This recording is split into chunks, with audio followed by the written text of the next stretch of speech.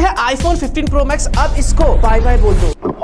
क्योंकि iPhone 16 series आ रहा है। 5 बड़े चेंजेस हैं। 59 सीरीज तो सब बताता हूँ। सबसे पहला चेंजेस आईफोन 16 एंड 16 प्लस में जो कैमरा मॉड्यूल था लास्ट टाइम डायगोनल था, उसको बदल के वर्टिकल कर दिया जाएगा। लास्ट टाइम की तरह बोलने की जरूरत नहीं है कि भाई नया आईफोन है, देखते ही आईफोन 16 16 प्लस को आप पहचान जाओगे भाई लेटेस्ट आईफोन है। और एक सबसे बड़ा चेंज आईफोन 16 सीरीज सभी मॉडल में कैप्चर बटन मिलेगा जिससे आप फोटोज वीडियो शूट क्लिक कर सकते हो। नंबर 4, इस बार आईफोन 16 प्रो सीरीज अब तक का बिगेस्ट आईफोन होगा, क्योंकि जो प्रो मॉडल है वो 6.3 इंच के साथ आएगा। लास्ट टाइम 6.1 इंच का था और जो प्रो